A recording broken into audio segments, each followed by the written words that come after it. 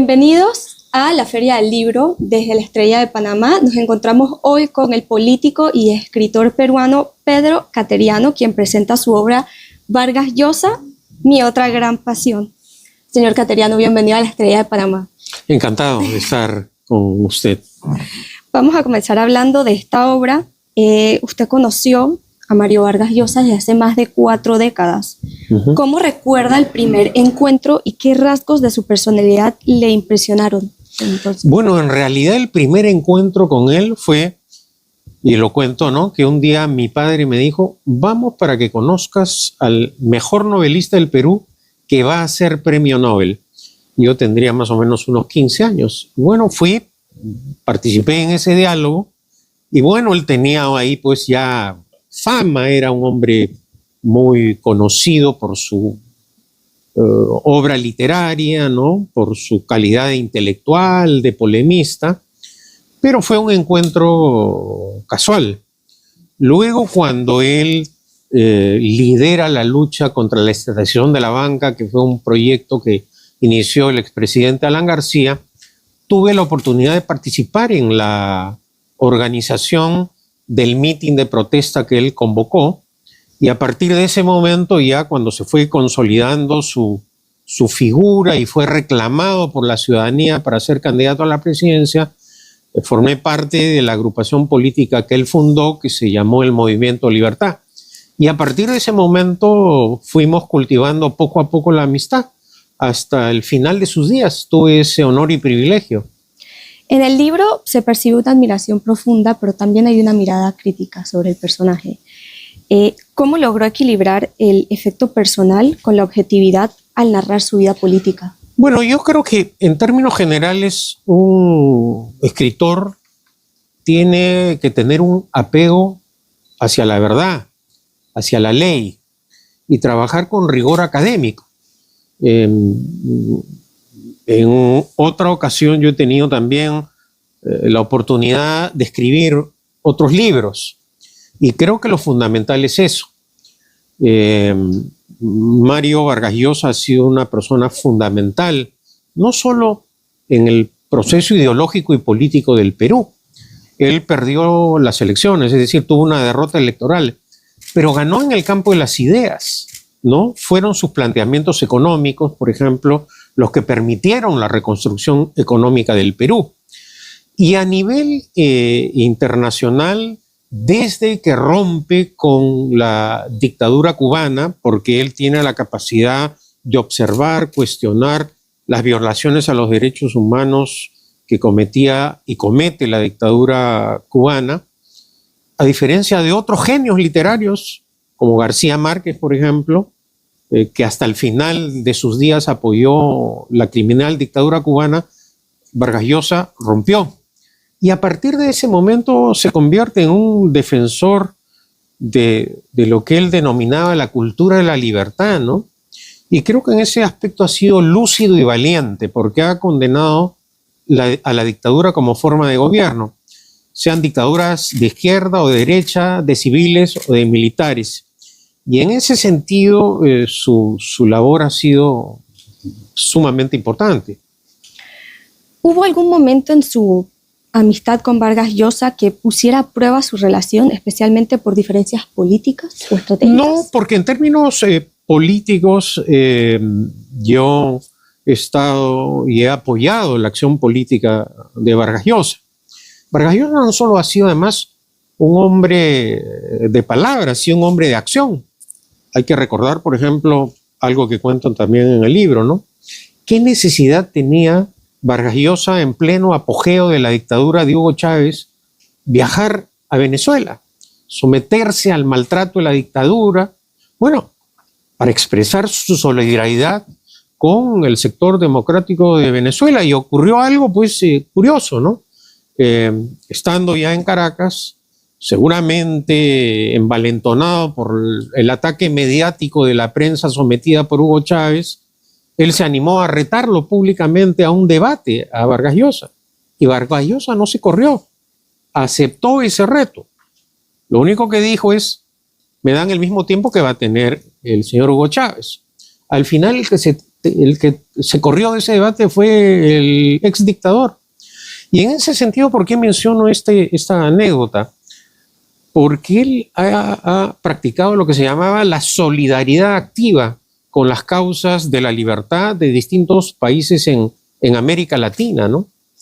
Nosotros somos un continente que ha tenido muchas dificultades para consolidar los valores democráticos y la conciencia constitucional, porque precisamente en América Latina por mucho tiempo predominaron las dictaduras y estos procesos políticos han impedido y hasta ahora impiden una auténtica formación de principios y valores democráticos. Y en ese sentido creo que la batalla que dio Vargas Llosa ha sido fundamental, no solo para mi país, el Perú, sino también para América Latina. El libro cubre desde sus inicios en la célula comunista Cahuide hasta su tránsito hacia el liberalismo. Exactamente. ¿Qué etapa le resultó más difícil de documentar y por qué?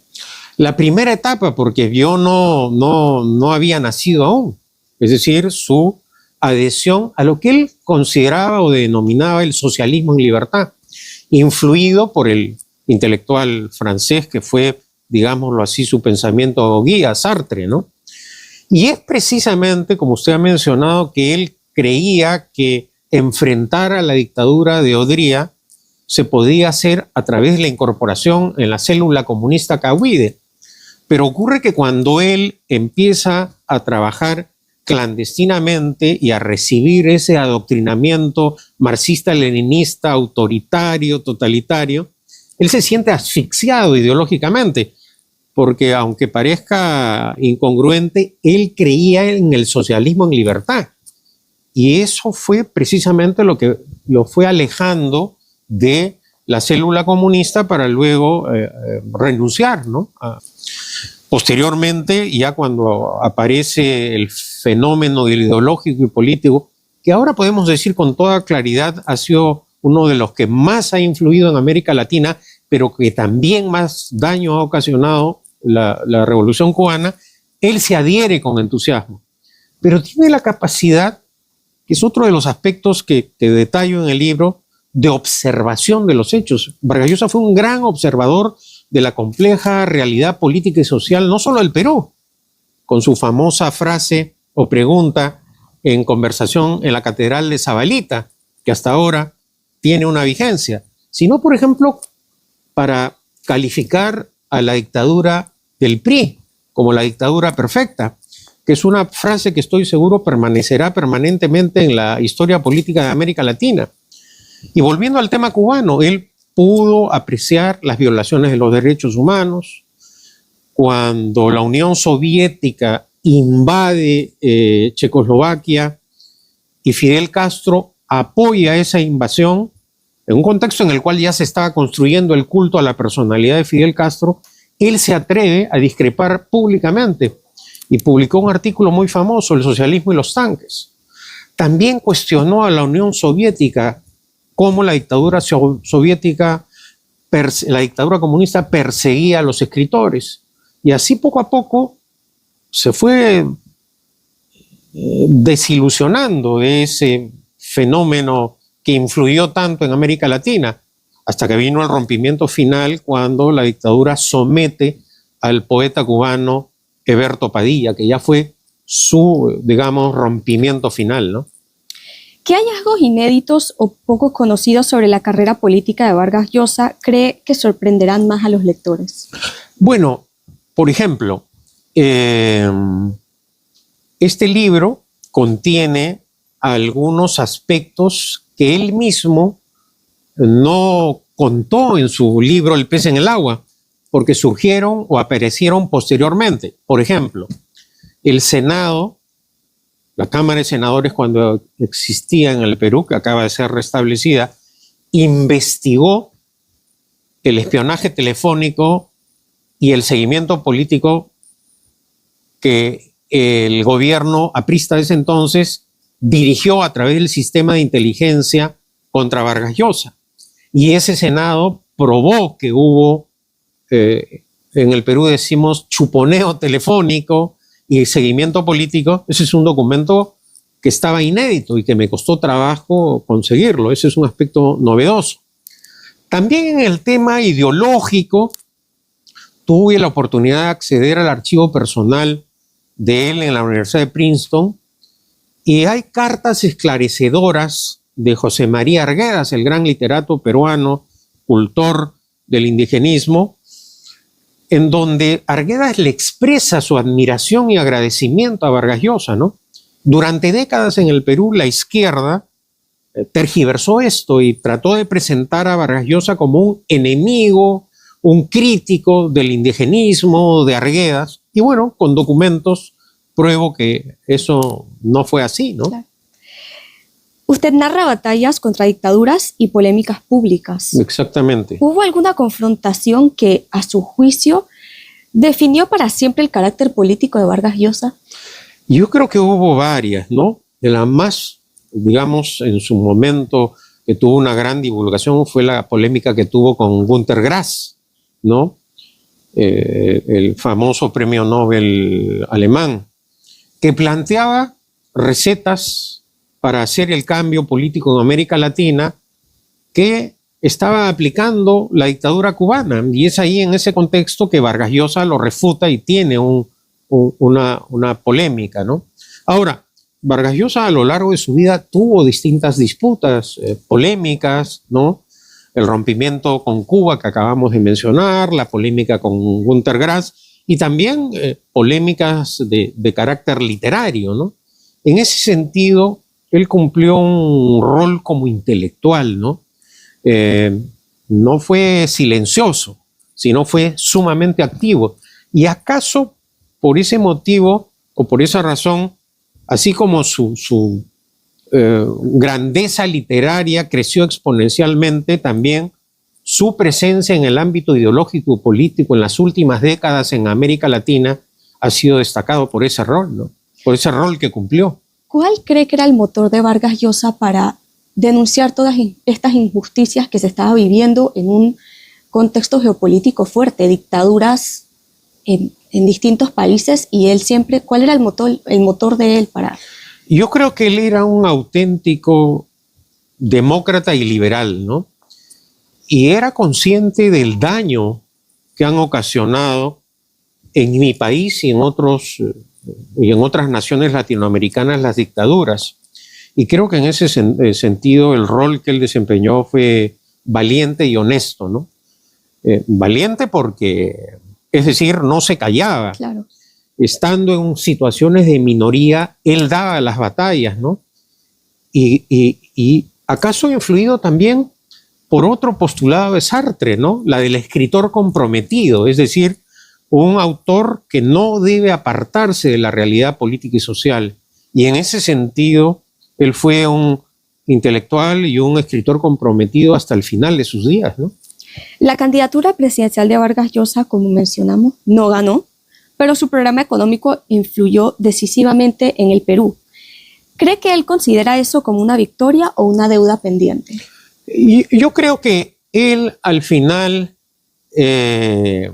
no solo porque se lo decíamos nosotros, sino porque la comunidad internacional apreció que el ganador no aplicó las políticas económicas que planteó en la campaña, haciendo dos comparaciones en contextos históricos distintos, ¿no? Milei, por ejemplo, ganó las elecciones en la Argentina, advirtiéndoles a los argentinos que la única manera de frenar la hiperinflación argentina que dejó el catastrófico gobierno peronista era aplicando un programa de ajuste o shock. Vargas Llosa perdió las elecciones diciéndole la verdad a los peruanos y eligieron mis compatriotas a Fujimori. Pero al final Fujimori, que se opuso al shock o al ajuste, terminó aplicando la medida económica de Vargas Llosa. Entonces, en ese sentido, creo que la lucidez de Vargas Llosa para apreciar los hechos políticos y algo muy importante en él, hablar con la verdad, condenar la mentira. Una de las razones del deterioro, no solo en el Perú, sino en América Latina, y la falta de credibilidad y confianza en la democracia es el uso permanente de la mentira, ¿no? Y Vargas Llosa en ese sentido arriesgaba, ¿no? Muchos le alertaban, ¿qué necesidad tienes de decir esto? Bueno, él quería un mandato claro, no quería mentirle a la gente, y creo que eso también lo aprovecharon los rivales, especialmente el presidente de ese entonces, Alan García, ¿no? Claro. Vargas Llosa pasó del entusiasmo por la Revolución Cubana a romper con el socialismo autoritario. ¿Qué lecciones cree que deja ese viraje para la política latinoamericana actual? En primer lugar, la honestidad intelectual. Yo creo que frente a hechos evidentes, irrefutables, uno no puede ser ciego y fanático. Y en ese sentido, por ejemplo, publica una carta en el libro, también que consta en sus archivos en Princeton, que le dirige Octavio Paz a Vargas Llosa en pleno rompimiento con la Revolución Cubana, y le dice que solos estamos. Y es que en ese contexto político en el cual la Unión Soviética prácticamente controlaba el establishment de la intelectualidad de izquierda, tenía sometidos a los escritores. Y en ese sentido ha sido importante esa honestidad intelectual. En segundo lugar, valor. Creo que para adoptar no solo esa decisión, sino otras, Vargas Llosa ha sido valiente. Por ejemplo, fue candidato a la presidencia de la República en uno de los momentos más trágicos del país. Avance descontrolado del terrorismo, una hiperinflación que había quebrado al Estado, es decir, el modelo económico socialista, estatista que había establecido la dictadura de Velasco, llegó a su fin, y él insurge con un nuevo mensaje político e ideológico, con un nuevo programa de gobierno, y tuvo el valor de explicarlo sin temor, ¿no? Porque él creía que la verdad era importante, el uso de la verdad para transformar un país, ¿no? Lo que él llamaba para tratar de obtener un mandato claro para impulsar las reformas, ¿no? Claro. En el libro se destaca su defensa de la cultura de la libertad. Exactamente. ¿Cómo cree que Vargas Llosa ve el estado de esa libertad hoy en un mundo con populismos en ascenso? Bueno, Vargas Llosa ha condenado el populismo, pero también el populismo de derecha, el de izquierda. En ese sentido, el populismo hoy en día es una de las grandes amenazas para la democracia. Y estamos viendo que el proceso de deterioro de la institucionalidad democrática no solo ocurre en América Latina, lo estamos apreciando, por ejemplo, en Europa, que es un continente que ha estado caracterizado por, países con democracias sólidas. Entonces, ciertamente, en ese aspecto también Vargas Llosa fue lúcido en condenar los populismos, ¿no? La demagogia, la irresponsabilidad, ¿no? Si tuviera que resumir en una sola frase, ¿quién es Mario Vargas Llosa como actor político y ciudadano del mundo? ¿Cuál sería?